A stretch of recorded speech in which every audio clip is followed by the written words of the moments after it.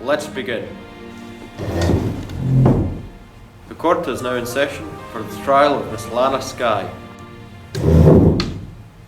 Will all parties make themselves known? Phoenix Wright on behalf of Lana Skye. Miles Edgeworth on behalf of the state and the police department. Are all parties ready? The defense is ready, Your Honor. The prosecution has been ready for some time, Your Honor. Very well, Mr. Edgeworth. You may proceed. Chief Prosecutor Lana Skye has committed the crime of murder, which she was rash enough to even carry out in the prosecutor's car park. This will be her downfall, as there was a witness to her crime. Very well. You may call your first witness, Mr. Edgeworth. The prosecution calls Angel Starr to the stand.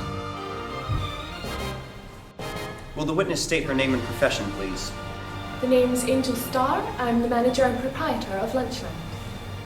Very well, witness. Please describe the incident for us. My pleasure. If you'll glance at the plan of the car park, you'll notice it's connected to the prosecutor's office by a lobby. The crime was committed by a car parked next to the lobby, the one which is highlighted in the floor plan, which I believe belongs to Mr. Edgeworth here. The killer stabbed the victim with a knife and went to drive the body out inside the vehicle. Fortunately, there was a witness on hand, my good self, and the killer was arrested on the spot. This seems like an open and shut case, Mr. Wright. I can't agree on principle, Your Honor. Most losers find defeat hard to accept. Witness, please tell us what you saw at the moment of the crime. I was on my way to visit my boyfriend, who was a security guard at the prosecutor's office. I was walking through the car park when I sensed something, perhaps my old detective skills working. I looked around to see the chief prosecutor standing next to a garish car, holding a knife in her right hand and Detective Goodman's collar in her left.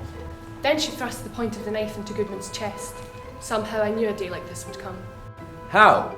I respect the prosecutor's basic abhorrence of crime, but their methods are ugly and twisted. The lunch lady's uninformed opinion is duly noted. Miss Starr, do you have anything personal against prosecutors? I felt I had found my dream job when I became a detective, and if I hadn't been laid off by those prosecutors, I'd still be one. Hold it! You've just shown you have every reason to hate prosecutors. Ergo, you're biased. Watch your mouth, Ricky. If my testimony is not enough for you, perhaps I can interest you in some evidence.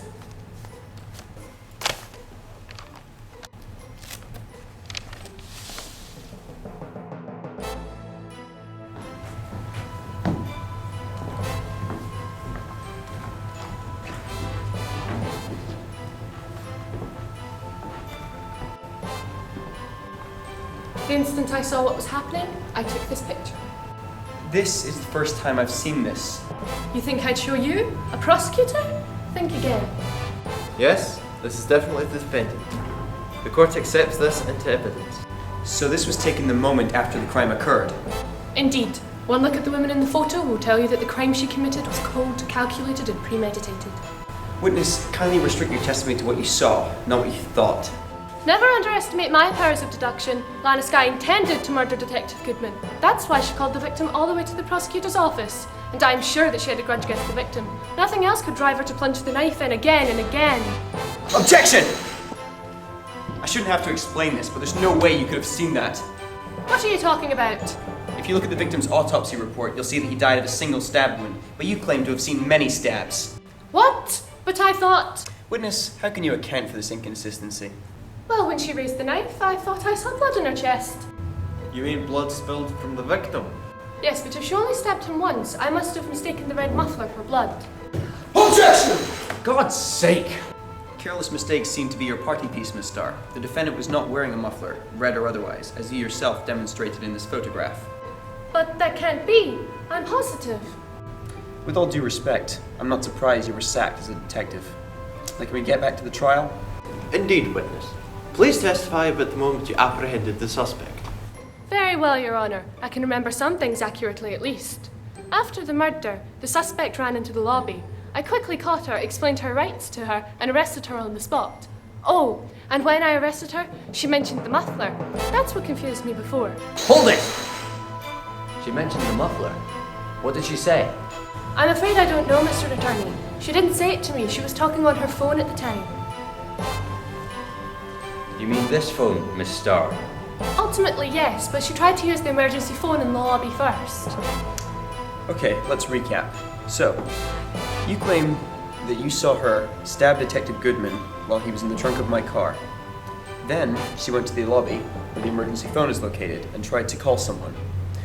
Failing that, because the emergency phone was out of order, she tried to call the same person, we assume, on her cell phone, which is when you caught up to her and arrested her. Is that what you're saying, Miss Starr? I suppose so, Mr. Edgeworth. Well, if that's the case, then I don't think this court has any further... Objection! Miss Starr, what you're claiming is impossible. What is it now, Wright? Miss Starr's testimony contains a detail which seems meaningless, but if you look at it more carefully, contains a fatal contradiction. If you look at the car park floor plan, you'll see that there is a partition on either side of the lobby doorway, and that the emergency phone mentioned by Miss Starr is positioned behind one of these.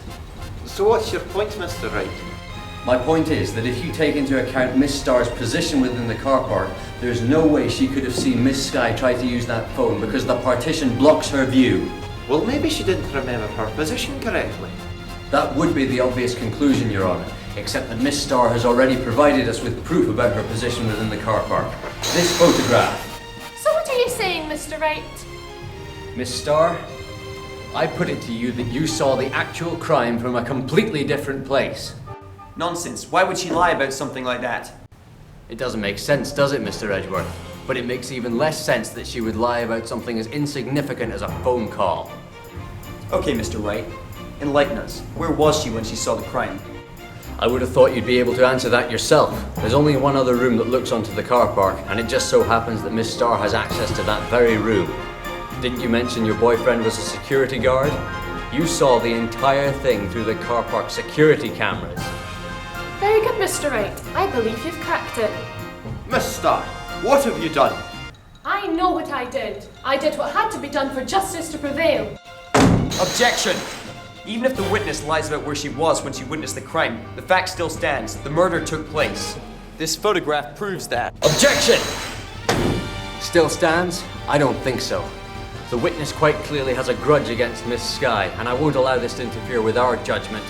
In order to take this photograph, Miss Starr would still have had to make her way from the security office down to the car park. It's your building, Mr. Edgeworth. How long would it take a person to cover that distance? Well, assuming she ran the whole way, about 5 minutes. 5 minutes? Exactly. 5 minutes which Miss Skye could have used to make her escape, but instead she acted against all reason and stayed at the scene of the crime. Why? What?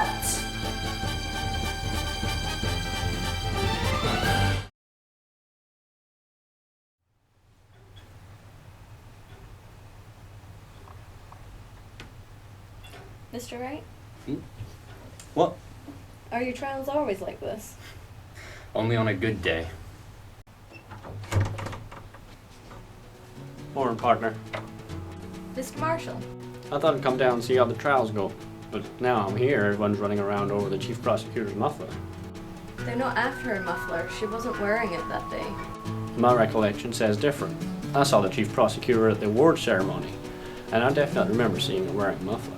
She was? Then Angel Star may have seen it after all. Maybe. The question is, what happened to it? Well, you got yourself a real head scratcher there, but I best be making trails. I wish you all luck, partner, because gosh, you're gonna need it. Bye, Mr. Marshall.